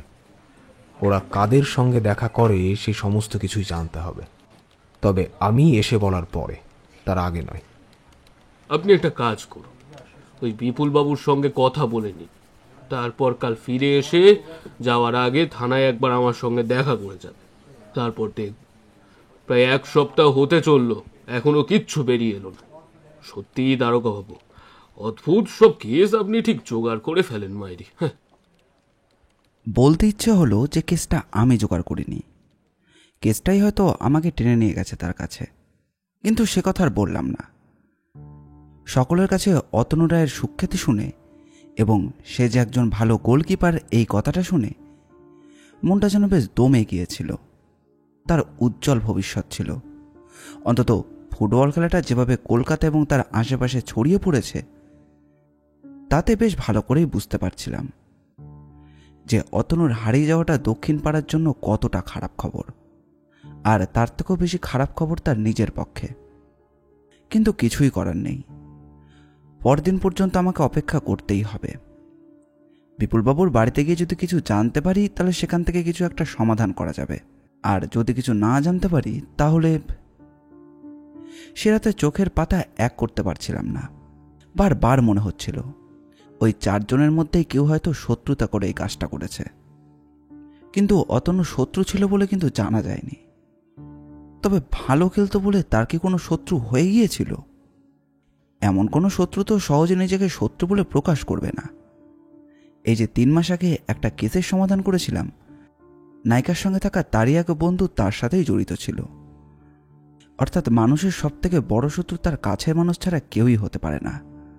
সকালের দিকেই ঘুমটা ভেঙে গিয়েছিল। ততক্ষণ দারোয়ান ওঠেনি। আমি দরজা খুলে বাইরে বেরিয়ে সামনে ছোট মতো বাগানের জায়গাটা ঘুরে ঘুরে দেখছি। হঠাৎ করে মাথায় এলো একটা কথা। আরে, সেদিন তো পরীক্ষিত কোলের কাছে দাঁড়িয়েছিল। সেই তো দেখেছিল যে অতনু বাঁশ ধরে আস্তে আস্তে মাটিতে বসে পড়ছে এবং তারপরেই সে ছটফট করছিল। তার মানে সেটা এমন একটা ওষুধ যেটা তার শরীরে গিয়ে কোনো প্রতিক্রিয়া সৃষ্টি করেছে এবং তার জন্যই যন্ত্রণা হচ্ছিল। কিন্তু অতনুর মা বাবা, বিপুলবাবু, সেই পড়শি সবাই জানিয়েছিল আগেরবার ভুল ওষুধ খাওয়ায় তার নিঃশ্বাস বন্ধ হয়ে এসেছিল এবং জ্ঞানও হারিয়ে ফেলেছিল। কিন্তু এমন তো করেনি তখন। তাহলে নিশ্চয়ই অন্য কোনো ওষুধ, যে ওষুধটা অতনুর নিজের ওষুধ নয়। বিকেলের দিকে সময় মতো বিপুলবাবুর বাড়িতে চলে গেলাম। বিপুলবাবু জানালেন সমস্ত ব্যবস্থাই করা হয়েছে। আমি পাশের ঘরে জানালাটায় গিয়ে চেয়ার টেনে চুপ করে বসে রইলাম। ঘরের দরজা জানলা সবকিছুই বন্ধ। দরজাটা বিপুলবাবুই নিজের হাতে বাইরে থেকে বন্ধ করে দিলেন। ছেলেদের আসবার সময় 6টা। আমরা একটা করে চাও খেলাম। বিপুলবাবু অনেক কথা বললেন বটে, তবে বুঝতে পারছিলাম যে তার মনটা খুব একটা ভালো নেই। 6টার একটু আগে আমি পাশের ঘরে ঢুকে পড়লাম, আর বিপুলবাবু অপেক্ষা করতে লাগলেন ওদের জন্য। তারপরে বাকি সমস্তটাই আমি নিজের কানে শুনতে পেলাম, কিন্তু চোখে কিছুই দেখতে পেলাম না। বুঝতে পারলাম বিপুলবাবু বলছেন, আয় আয়, তোর জন্য বসে আছি। কি যে একটা ব্যাপার হয়ে গেল। এটাই তো আমরা কিছুতেই বুঝে উঠতে পারছি না, কোথা থেকে যে কি হয়ে গেল।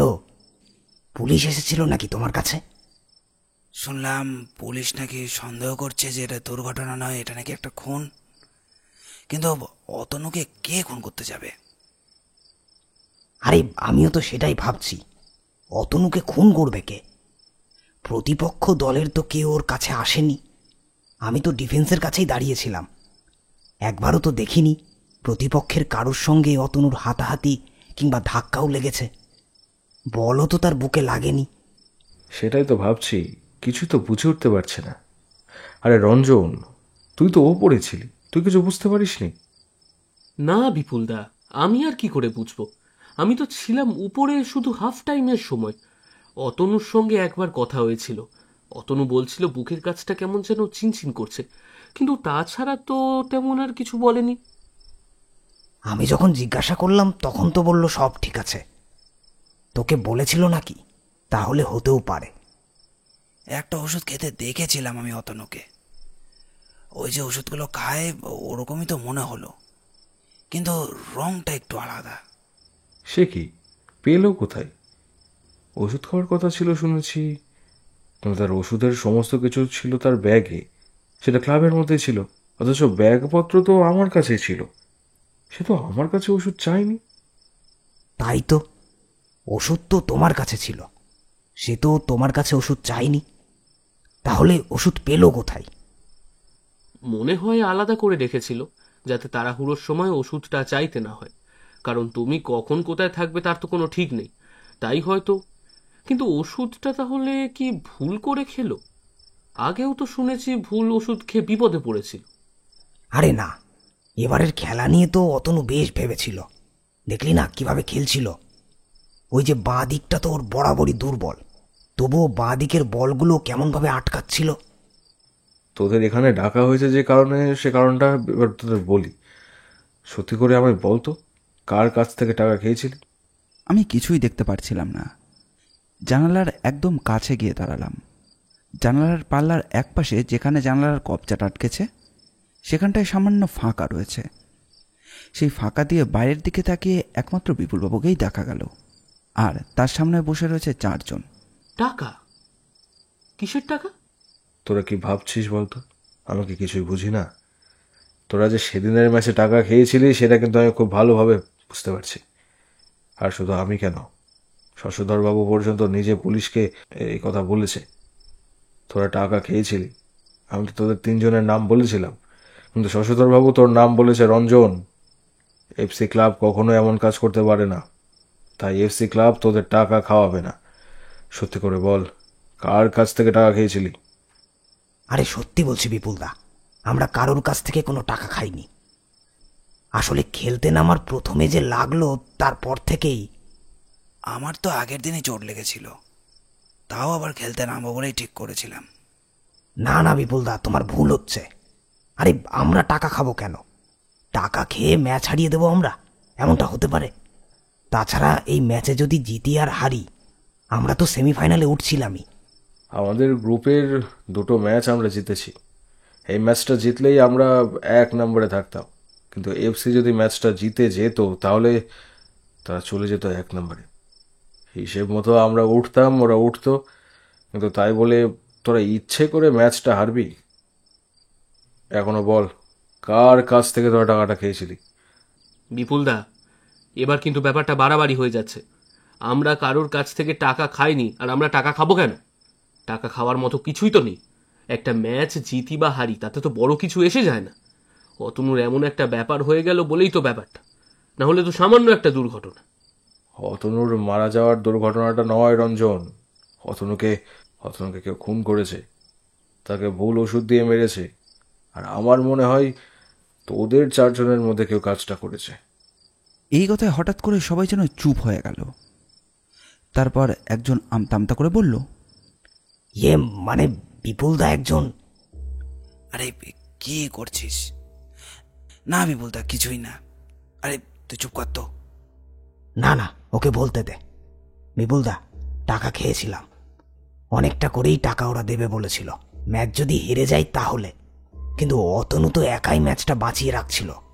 হতচ্ছাড়া, তোদের আমি এতদিন ধরে ফুটবল শিখিয়ে এই করেছি, তোরা কাল সাপ। তোরা নিজেরাই নিজেদের দলকে হারানোর জন্য টাকা খেয়েছিস। টাকার জন্য তোরা এমন কিছু করতে পারলি? আমি দক্ষিণ পাড়া ফুটবল দলটাকে তৈরি করবো বলে জীবন দিয়ে একেবারে শুধুমাত্র এই দলের জন্য আমি সবসময় ভেবেছি। সেটা তোমার সমস্যা বিপুলদা, তুমি করনি সেটা আলাদা ব্যাপার, কিন্তু আমরা এমন সুযোগে টাকা খাবো না কেন? তাছাড়া ফাইনালে যে আমাদের ওই যতীনপুরের সঙ্গে খেলতে হতো সেটা তো সবাই জানে। যদি ফাইনালে উঠতাম সেখানে তো আমরা এমনি হারতাম। তাই তোরা যে এমন কাজ করতে পারিস আমি এটা ভাবতেই পারছি না। রঞ্জন, তোকে তো আমি সব থেকে বেশি ভরসা করতাম, তুই আমাদের স্ট্রাইকার, তুই এমনটা। বিপুলদা, আমাদের বড্ড ভুল হয়ে গেছে। হ্যাঁ বিপুলদা, আমাদের বড্ড ভুল হয়ে গেছে। আমাদের এই কাজটা করা উচিত হয়নি। কিন্তু বিশ্বাস করো, অতনুকে কে খুন করেছে তার ব্যাপারে আমরা কিচ্ছু জানি না। বিপুলদা, আমারও ভুল হয়েছে, কিন্তু অতনুকে সত্যিই বলছি, আমরা কেউ মারিনি। আমিও মারিনি। আমি কেন মারতে যাব? আমি মারিনি। অতনু যদি কোনোভাবে ভুল ওষুধ খেয়ে থাকে তো সেখানে তো আমার দোষ নেই। রঞ্জনের এই কথাটা আমার কেমন যেন কানে লাগলো।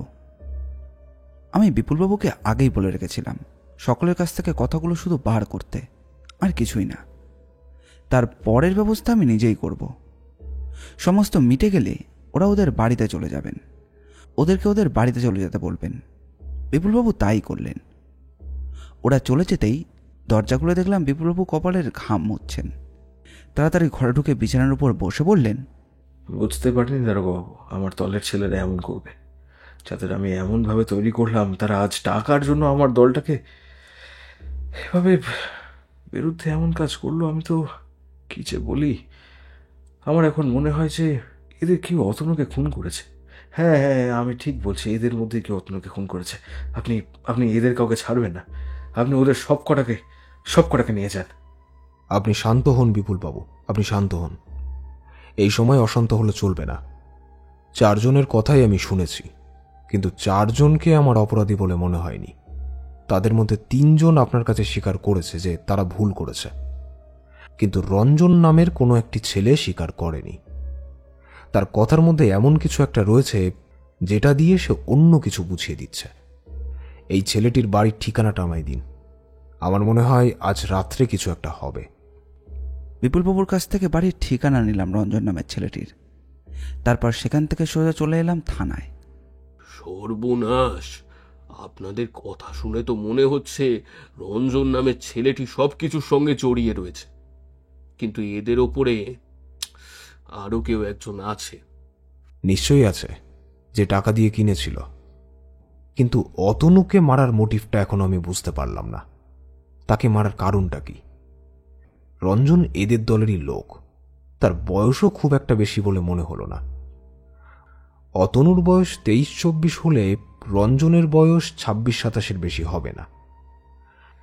এমন বয়সী একটা ছেলে তার দলেরই একজনকে খুন করতে পারে বলে তো আমার মনে হয় না।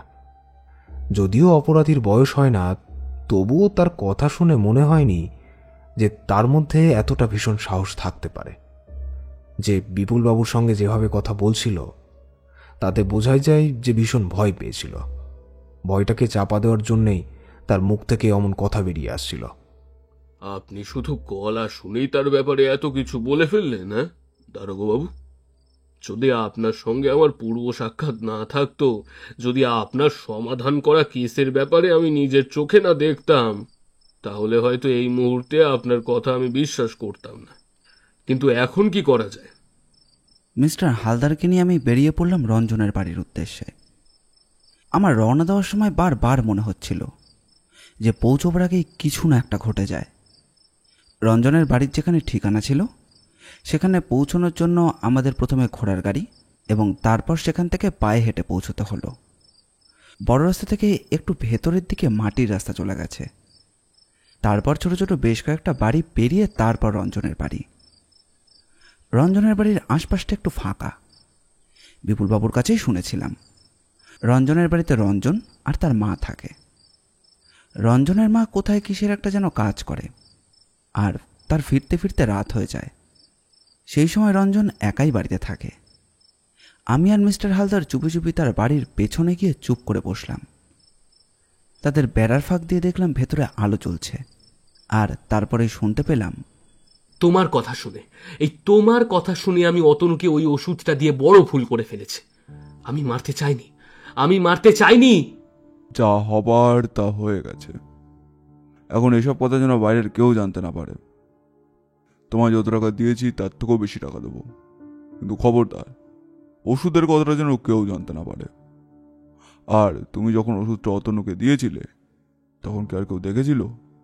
আর কেউ দেখেনি। যখন আমি ওষুধটা দিয়েছিলাম বলেছি বিপুলদা ওষুধটা তাকে দিয়েছে। বিপুলদা অন্য জায়গায় ব্যস্ত রয়েছে। ভাগ্যিস বিপুলদা তারপর এসেছিল। আর অতনু সে ব্যাপারে কিছুই জিজ্ঞেস করেনি, কারণ আমরা একটু খারাপ জায়গাতেই ছিলাম তখন। কিন্তু আমার হাতে অতনুর মৃত্যু হয়েছে। চুপ। দ্বিতীয়বার যেন এই কথা তোমার মুখে না শুনি। তোমার সঙ্গে যে আরো 3 জন ছিল তারা কিছু জানতে পারেনি তো? আমি পারবো না। আমায় সন্দেহ করছে। আমি বুঝতে পারছি বিপুলদা শুধু আমায় সরাসরি কথাটা বলবে না, কিন্তু আমি জানি বিপুলদা আমায় সন্দেহ করছে। বিপুলদা আমায় নিজে হাতে ধরে খেলা শিখিয়েছে, তার সঙ্গে আমি এমনটা করলাম। মায়ের অসুস্থতার জন্য টাকার দরকার ছিল ঠিকই, কিন্তু তাই বলে অতনুকে যে তুমি মারতে চেয়েছো সেটা কেন? তুই বুঝতে পারিসনি আমি অতনুকে মারতে চাইছি? তোদের যেমন টাকার দরকার ছিল তেমন তো আমারও টাকার দরকার ছিল, আর তাই আমি এফএস থেকে জেতাবার জন্য কাজটা নিয়েছিলাম। এর ভেতরে অনেক কিছু আছে যেটা তুই বুঝবি না। শুধু তুই আমার কথা শোন। তোর যত টাকা লাগে আমি তোকে দেবো, শুধু শুধু ব্যাপারটা যেন আর কেউ জানতে না পারে। মিস্টার হালদার বললেন, এখনো চুপ করে বসে থাকবো? আপনি করতেটা কি চাইছেন? ঘরের মধ্যে ওরা দুজন রয়েছে, বুঝতে পারছি ওদের দুজনের মধ্যে কথোপকথন চলছে। এদের দুজনকে ধরতে পারলেই তো হবে। আদালতে যখন তোলা হবে তখন ওরা দুজনে যদি অস্বীকার করে যে ওরা ওষুধ দেয়নি এবং কাজটা ওরা করেনি, তখন ঠিক তখনই ভেতর থেকে রঞ্জনের গলা, আমি পুলিশকে সব কথা বলে দেব আমি ইচ্ছা করে কাজটা করিনি। যদি আমার শাস্তি হয় হবে। অতনু আমার ভাইয়ের মতো ছিল। সামান্য কয়েকটা টাকার লোভে পড়ে আমি। তাহলে যে তোকেও বাঁচতে দেওয়া যায় না, আজ তাহলে তোর খুনের মধ্যে দিয়ে এই সমস্ত ব্যাপারটা চাপা পড়ে যাবে। আমি আর অপেক্ষা করতে পারলাম না, বলে উঠলাম, তাড়াতাড়ি আসুন, তাড়াতাড়ি আসুন, দেরি হলে সমস্যা হতে পারে এবার। আমি আর মিস্টার হালদার এগিয়ে গেলাম দরজার দিকে। বেড়াতে দুবার ধাক্কা থেকেই ভেতর থেকে কোনো শব্দ ভেসে এলো না, আর তারপর একটা গোঙানি শব্দ শুনতে পেলাম। ঘরের বেড়ার দরজায় লাথি মারতেই সঙ্গে সঙ্গে দরজাটা ভেঙে পড়ল। আমি আর মিস্টার হালদার ঘরে ঢুকেই দেখতে পেলাম যে ভেতরে একটা লোক, মধ্যবয়স্ক মতো, মাথার মাঝখানের টাক, চোখের দৃষ্টি উজ্জ্বল, আর ঘরের মধ্যে একটা হ্যারিকেন জ্বলছে। সে ছুরি ধরে রয়েছে রঞ্জনের গলায়। লোকটি বলল, খবরদার, আমার সামনে এলে এটাকেও কিন্তু আমি নিয়ে যাব। তুমি আর কিছুই করতে পারবে না, তোমার সমস্ত জালিয়াতি এবার শেষ হয়ে গেছে। আশেপাশে পুলিশের পাহারা রয়েছে, তুমি বাইরে বেরোলেই ধরা পড়বে। ওর যদি কোনো ক্ষতি হয় তাহলে আমাদের চোখের সামনে যে তুমি খুন করেছো তার প্রমাণ হয়ে যাবে। আমায় বাঁচান, আমায় বাঁচান। অতনুর খুন আমি করেছি। অতনুকে ওষুধটা আমি দিয়েছিলাম, কিন্তু বিশ্বাস করুন আমি জানতাম না ওই ওষুধটা খেলে অতনু মরে যাবে। ওষুধটা শুধু অতনুকে কিছুক্ষণের জন্য অসুস্থ করবে বলেই আমি জানতাম, কিন্তু তার হার্ট যে এতটা দুর্বল ছিল সেটা আমি জানতাম না। আমারই ভুল হয়েছে, সত্যি ভুলটা আমারই। কিন্তু আমি তো আর ধরা দেবো না, আমি ধরা দেবো না। দেখো, তুমি যেই হও না কেন পুলিশের কাছে ধরা দাও। অনিচ্ছাকৃতভাবে খুনের জন্য তোমাদের শাস্তি হয়তো খানিকটা কম হলেও হতে পারে, কিন্তু এখান থেকে তুমি পালাতে পারবে না। ওকে ছেড়ে দাও। লোকটা ছুরিটা আস্তে আস্তে রঞ্জনের গলার কাছে নিয়ে গেল, আর রঞ্জনের গলার সঙ্গে ছুরি ধারটা এসে লাগতেই রঞ্জন চিৎকার করে উঠল, আমায় বাঁচান, আমায় বাঁচান, আমি মরতে চাই না। আমি বুঝতে পারছিলাম যে লোকটা যা খুশি তাই করতে পারে, তাই মিস্টার হালদারকে ইশারা করতে মিস্টার হালদার আমার কথাটা বুঝতে পারলেন। আমি হাত তুলে বললাম, দেখো, তোমায় আমরা পালাবার সুযোগ করে দিচ্ছি, তুমি ওকে ছেড়ে দাও। ওকে ছেড়ে দেওয়ার বিনিময়ে তোমায় যদি আমরা পালাতে দিই তাহলে নিশ্চয়ই কোনো অসুবিধা হবে না। আমি জানি আমি পালাতে পারবো না, বাইরে পুলিশের পাহারা রয়েছে, কিন্তু আমি ইচ্ছে করে খুনটা করিনি। আমি যা করেছিলাম তার টাকার জন্য, আর তাতেই খুনটা হয়ে গেছে। আমার কথা, রঞ্জনী ওকে ওষুধটা দেয় যাতে কিছুক্ষণের জন্য সে অসুস্থ হয়ে পড়ে এবং গোল থেকে সরে যায়, এবং অন্য কেউ গোলকিপারে আসে, তাহলেই এফএসসি ম্যাচটা জিতে যাবে। কিন্তু রঞ্জনকে আমি মারতে চাইনি। কথাটা বলে রঞ্জনকে জোরে ধাক্কা দিয়ে সে সামনের দিকে ফেলে দিল। আমি রিভলভারটা কোমর থেকে বার করেছি, মিস্টার হালদারও রিভলভার তুলে ধরেছেন, কিন্তু তার আগেই লোকটা ছুরি তুলে নিয়ে নিজের ডান হাতে শিরের ওপর চালিয়ে দিল। মুখ থেকে একটা আর্ত চিৎকার বেরিয়ে এলো, সঙ্গে সঙ্গে রক্তের ছিটে এসে রাখলো রঞ্জনের গালে। রঞ্জন ব্যাপারটাকে দেখে বেশ ভয় পেয়ে গেল। সঙ্গে সঙ্গে আমরা লোকটাকে তুলে আনলাম। ততক্ষণে সন্ধে পেরিয়ে আসতে শুরু করেছে। আশেপাশে গাড়ি পাওয়াটাও খুব একটা সহজ ব্যাপার নয়। শুধু একটা ঘোড়ার গাড়ি কোনো রকমে দাঁড় করানো হলো। রঞ্জনকে আমরা গাড়িতে তুলে নিলাম, তারপর লোকটাকে নিয়ে সোজা পৌঁছলাম হাসপাতালে। ততক্ষণে তার অনেক রক্ত বেরিয়ে গেছে। ডাক্তারেরা চেষ্টা করেছিল অনেক, কিন্তু লোকটাকে আর বাঁচাতে পারল না। মৃত্যুমুখে দাঁড়িয়ে লোকটা বলল, বিশ্বাস করুন, বিশ্বাস করুন, আমি কাজটা করতে চাইনি। আমি অতনুকে মারতে চাইনি। শুধুমাত্র কিছুক্ষণের জন্য তাকে বসিয়ে আমি এফএসসিকে ম্যাচটা জিতিয়ে দিতে চেয়েছিলাম অনেক টাকা দিয়ে। যদি এফএসসি ম্যাচটা জিততে পারতো তাহলে ওই ম্যাচ থেকে আমি অনেক টাকা পেতাম। তার জন্যই তো ওদের দলের 4 জনকে আমি কিনতে চেয়েছিলাম। 4 জনকে কিনতে পেরেছিলাম, কিন্তু অতনুকে কিনতে পারিনি। আর তাই তার বলে মাঝ মাঠে 2 জনকে কিনেছিলাম। কিন্তু এই সমস্ত তো বেআইনি। মাঠে খেলা নিয়ে বাজি ধরা কিংবা খেলোয়াড়কে কেনা, এই সমস্ত কিছুই তো আইনের বাইরে। আইনের বাইরে অনেক কিছু হয় দারোগাবাবু, আইনের বাইরে অনেক কিছু হয়। আপনাদের চোখে সবসময় সবকিছু পড়ে না। আমার বাড়ির সামনের জমিটা ওরা যখন দখল করে নিল, জাল দলিল তৈরি করে কোর্টে গিয়ে আমার নামে কেস করলো, তখন কোর্ট আমাকে তুলে দিল। অথচ ওই দলিল আমার জমির নয়। তারা আমার দলিল নকল করলো। ওদের কাছে টাকা ছিল বলে ওরা সবকিছু করতে পেরেছিল, তাই আমিও টাকার জন্য সব কিছু শুরু করেছিলাম। টাকাও করেছিলাম অনেক। কলকাতায় অনেক ফুটবল খেলা হয় এবং সমস্ত খেলায় আমি বিভিন্ন লোকেদের সঙ্গে বাজি ধরি। এই ম্যাচ জেতা যাবে না বলে সেই ম্যাচের খেলোয়াড়দের কিছু কিছু টাকা দিয়ে কেনার চেষ্টাও করি, কিন্তু আজ পর্যন্ত জেনে শুনে এমন ক্ষতি আমি কারোর করিনি যাতে তার গোটা জীবনটাই শেষ হয়ে যায়। অতনুকে আমি মারতে চাইনি, আর তার মতো গোলকিপার এ গোটা কলকাতা শহরে আর দ্বিতীয় নেই। আমি একটানা এতগুলো কথা বলে আস্তে আস্তে লোকটা মৃত্যুর কোলে ঢলে পড়ল। মিস্টার হালদার মুখে একটা বিরক্তির শব্দ করে বলল, লোকটা সব কিছুই বলে গেল, কিন্তু তার স্বীকারোক্তি আর কোনো কাজেই লাগবে না। আর অপরাধী দুজনেই তো মারা গেল, কিন্তু রঞ্জন বাইরে দাঁড়িয়েছিল। পুলিশ কনস্টেবল দুজন তাকে পাহারা দিচ্ছিল। আমি সামনে যেতেই রঞ্জন মুখ তুলে তাকালো। রঞ্জনের বয়স বেশি নয়, আগেই বলেছি 25 থেকে 26 মতো বয়স হবে তার দু চোখে জল। সে হাউমাউ করে কাঁদতে কাঁদতে আমার পায়ের ওপর এসে পড়ল। দারোগাবাবু, বিশ্বাস করুন, আমি জেনে শুনে কিচ্ছু করিনি। জেনে শুনে এমন কাজ আমি করতাম না। আমি যদি জানতাম ওই ওষুধটা খেলে মারা যাবে অতনু, তাহলে টাকার জন্য কেন, আমি কোনো কিছুর জন্যই এমনটা করতাম না। শুধু শুধু মায়ের অসুস্থতার কথা ভেবে খেলার জন্য টাকাটা আমি।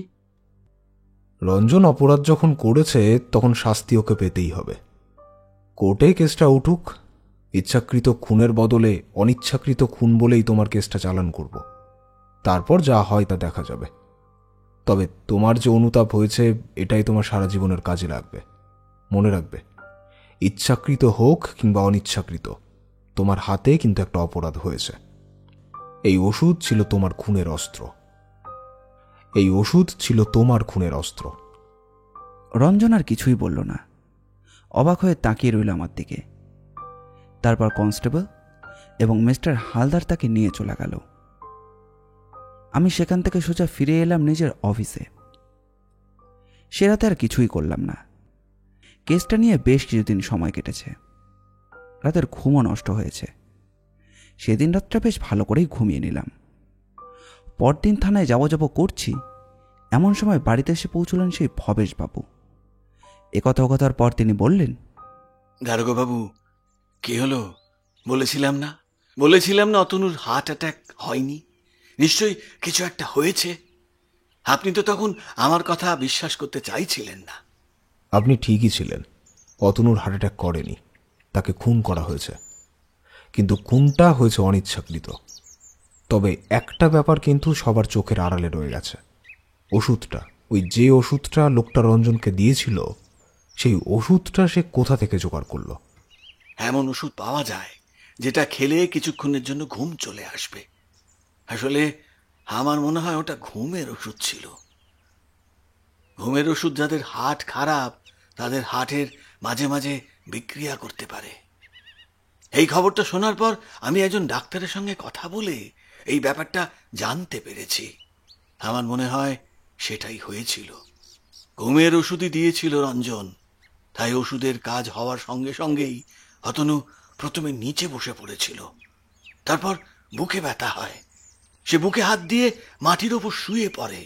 কিন্তু সামান্য ঘুমের ওষুধ যে এমন কাজ করতে পারে সেটা বোধহয় লোকটাও বুঝতে পারেনি। কিন্তু ওই লোকটাও তো মারা গেছে শুনলাম। সে নিজের হাতেই নিজেকে শাস্তি দিয়েছে। পুলিশের শাস্তির জন্য অপেক্ষা করেনি। কিন্তু আমি ভাবছি বিপুল বাবুর কথা। বিপুলবাবু এর পরে আর দক্ষিণ পাড়া ফুটবল ক্লাব নিয়ে গর্ব করতে পারবেন?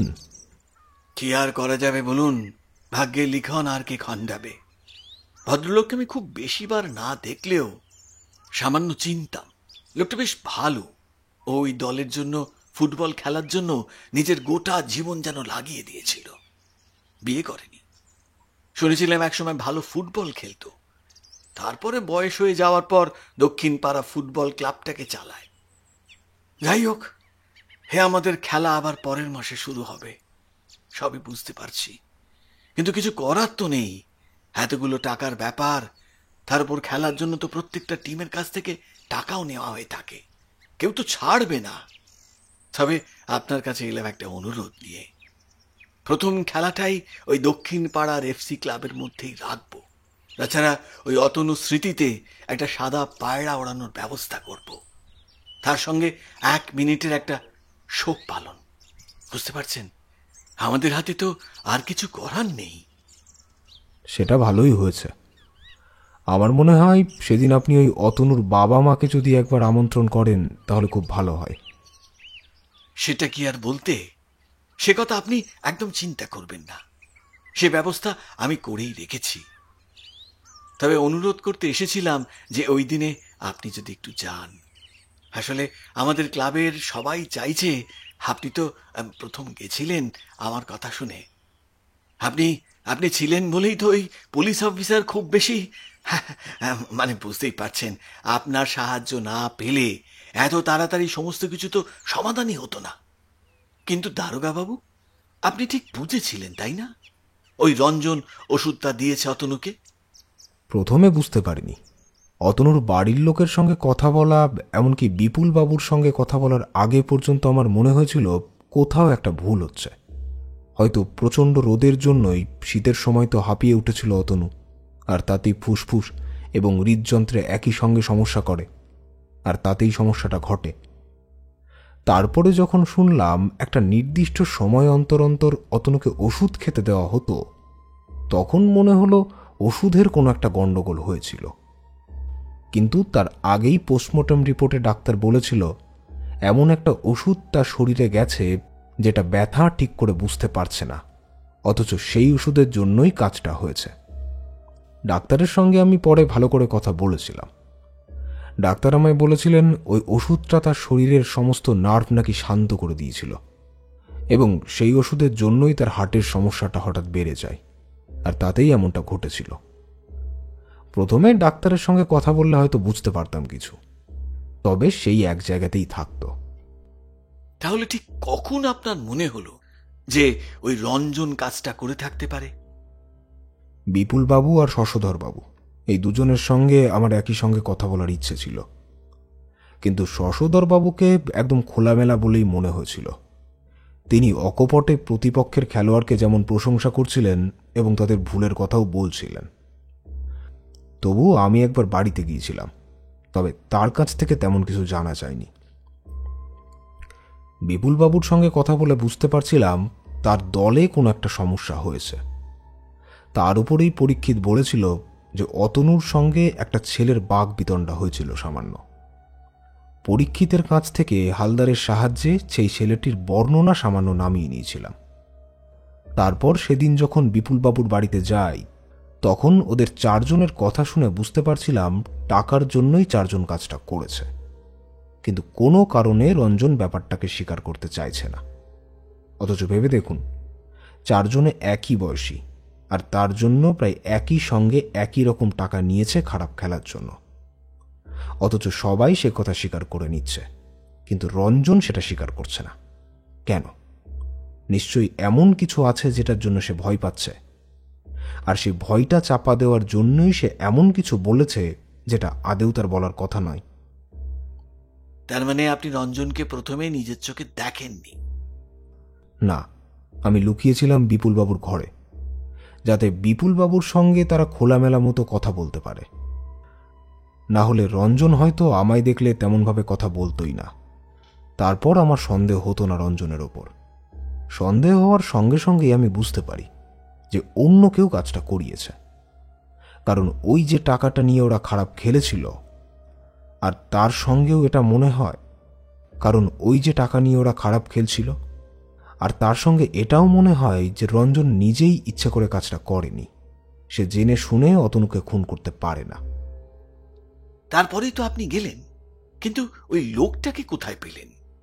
এটা একটা কাকতালীয় ব্যাপার বলতে পারো। আমার মনে হয়েছিল রঞ্জন সেদিন বাড়ি ফিরে গিয়ে লোকটার সঙ্গে দেখা করবে, কারণ রঞ্জন বেশ ভয় পেয়ে গিয়েছিল। লোকটা যে তার বাড়িতে আসবে সেটা আমি ভাবিনি। মিস্টার হালদারকে নিয়ে রঞ্জনের বাড়ির কাছে যেতেই বুঝতে পারলাম রঞ্জনের ঘরেই সেই লোকটা রয়েছে, এবং ওরা কথা বলছে। তারপর এক সময় যখন বুঝতে পারলাম যে রঞ্জন প্রস্তুত হয়ে গেছে যে সমস্তটাই স্বীকার করবে, তাকে ভয় দেখাচ্ছে, তখন লোকটা তাকে মারতে চায়। সর্বনাশ, এত কিছু ব্যাপার ঘটে গেছে। সত্যি সত্যি প্রথমে যখন অতনু এমনভাবে মারা যায় তখন কিন্তু আমি ভাবতে পারিনি যে এর মধ্যে এত কিছু রয়েছে। কিন্তু লোকটাকে, লোকটার ব্যাপারে খোঁজখবর চলছে। এই বিভিন্ন জায়গায় যেসব ফুটবল খেলা হয় সেখানে গিয়ে বিভিন্ন লোকেদের সঙ্গে বেশ কিছু টাকা পয়সা বাজি থাকে। সেদিনে দক্ষিণ পাড়ার এফসি ক্লাবের ফুটবল খেলা নিয়ে সে বোধহয় বেশ কিছু টাকার বাজি ধরেছিল কারোর সঙ্গে, এবং তার জন্যই সে তার জন্য দক্ষিণ পাড়ার কয়েকজনকে কিনতে চেয়েছিল। অতনুকে কিনতে পারলেই তার শখ পূরণ হয়ে যেত, কিন্তু অতনুকে কিনতে না পেরে হাফ টাইমের সময় সে রঞ্জনকে দিয়ে ওষুধটা পাঠিয়ে দেয়। রঞ্জন সুযোগ বুঝে বিপুলের সঙ্গে কথা বলে সেই ওষুধটা খাইয়ে দেয় অতনুকে। কিন্তু মাঠে আসার সময় অতনুর সঙ্গে রঞ্জনের ঝামেলাটা যে হয়েছিল কি নিয়ে সেটা আমি এখনো বুঝতে পারিনি। রঞ্জনের নিশ্চয়ই শাস্তি হবে এমন একটা কাজ করার জন্য। রঞ্জন ইচ্ছাকৃতভাবে খুনটা করেনি, কিন্তু খুন হয়েছে, তাই আদালতে কেসটা যাবে। তবে অনিচ্ছাকৃত খুনের জন্য তার শাস্তি কম হলেও হতে পারে। মিস্টার হালদারের সাহায্যে আমি খোঁজ নিয়ে দেখেছি রঞ্জনের মায়ের সবচেয়ে বড় একটা রোগ হয়েছে, আর সেই রোগের চিকিৎসা করার জন্য অনেক টাকাই দরকার। এবার বুঝতে পারছো তো কেন রঞ্জন রাজি হয়েছিল এফসি দলের সঙ্গে ম্যাচে খারাপ খেলবার জন্য? সত্যি দারোগাবাবু, বাইরে থেকে সত্যি সত্যি সবকিছু বোঝা যায় না, ভেতর থেকে অনেক কিছুই মনে হয়। ভাগ্যিস আমার মনে হয়েছিল, না হলে তো হার্ট অ্যাটাক বলেই ব্যাপারটা চালিয়ে দেওয়া হতো। অবশ্য পোস্টমর্টম রিপোর্টে ওষুধ পেলে পুলিশ নিশ্চয়ই ব্যাপারটা তদন্ত করত। তবুও আপনি কেসটা হাতে নিয়েছিলেন, হ্যাঁ, আর আপনি যখন নিয়েছিলেন তখন আমাদের খুব ভালোই হয়েছে। আজ তবে উঠে পড়ি। আপনি কিন্তু অবশ্যই আসবেন। আপনাকে আমি ঠিক তারিখ আর সময়টা জানিয়ে দেব। নমস্কার। ভবেশবাবু উঠে পড়তে আমিও উঠে পড়লাম। জানালাটা খুলে দিলাম বাড়ির পেছনের দিকের। ছোট বাগান থেকে হাওয়া আসছে। বারবার মনে হতে লাগলো বিপুলবাবুর মুখটা, যখন বিপুলবাবু শুনেছিলেন তার দলেরই 4 জন লোক টাকা নিয়ে তার বিরুদ্ধে বিশ্বাসঘাতকতা করেছে। তারপর যখন বিপুলবাবু দরজা খুলে আমাকে ঘরে আসতে দিয়েছিলেন, তখন বিপুলবাবুর মুখটা দেখার মতো হয়েছিল। সত্যিই খারাপ লাগছিল, তবে কিছু করার নেই। কি মনে হতে পরদিন সকালে বিপুলবাবুর বাড়িতে গেলাম। বোধহয় না গেলেই ভালো হতো। বিপুলবাবুর বাড়িতে যেতে গিয়ে দেখলাম একটা জটলা মতো হয়েছে। কেন এমন জটলা সেটা বুঝতে পারলাম না। দেখতে পেলাম সেদিনের বিপুলবাবুর প্রতিবেশীটি আমাকে দেখতে পেয়ে বলল যে বিপুলবাবু সত্যিই খুব ভেঙে পড়েছিলেন। তারপর দরজা খুলে দেখি এই ব্যাপার। আমি সামনে এগিয়ে গেলাম। প্রতিবেশী লোকটা তখন আরও কিছু বলে চলেছে। সামনে এগোতে গিয়ে দেখতে পেলাম ঘরের মেঝে শুয়ে রাখা হয়েছে বিপুলবাবুর মৃতদেহটাকে। তার গলায় বাঁধা গামছাটা একপাশে সরিয়ে রাখা হয়েছে। কেউ কেউ বোধহয় পুলিশে খবর দেওয়ার জন্যও গিয়েছে। আমি তাকিয়ে রইলাম কিছুক্ষণ। বিপুলবাবুর কপালে বিন্দু বিন্দু ঘাম জমেছে। প্রতিবেশী লোকটা আবার জিজ্ঞাসা করল যে কেন এমন হলো বলুন তো। আমি বললাম, বলতে পারবো না। মৃত্যুর কারণ কিংবা মোটিভ কোনোটাই আমি বুঝতে পারছি না। মুখে কথাটা বললাম, তবে মনে হলো মৃত্যুর কারণ যেন আমি জানি। রঞ্জন এবং বাকি 3 জন ছেলের বিশ্বাসঘাতকতা বিপুলবাবুকে প্রচণ্ড ধাক্কা দিয়েছিল। উনি এই দক্ষিণ পাড়া ক্লাবের জন্য কখনো বিয়ে করেননি। এই ক্লাবের জন্য তিনি সমস্ত কিছুই করতে চেয়েছেন। প্রতিপক্ষ দলের কর্মকর্তা যখন কারোর ব্যাপারে সুনাম করে, তখন জানতে হবে সেই মানুষটা খারাপ নয়। বন্ধু শত্রু হতে পারে, কিন্তু শত্রু যখন বন্ধু হয়ে যায় তখন তেমন বন্ধু পাওয়াটা দুষ্কর। গল্পটি ভালো লাগলে অবশ্যই লাইক এবং কীরকম লাগলো সেটি কমেন্ট করে জানাবেন। আমরা আপনাদের মধ্যে থেকে একটি কমেন্ট পিন করে দেব। এই রকম গোয়েন্দা গল্প ও অ্যাডভেঞ্চার গল্প আমরা প্রায় নিয়ে আসি। আমাদের চ্যানেলটি ঘুরেও আসতে পারেন। আমাদের চ্যানেলটিকে সাবস্ক্রাইব করে আমাদের পাশে থাকবেন। আপনাদের ভালোবাসা একান্ত কাম্য। ধন্যবাদ।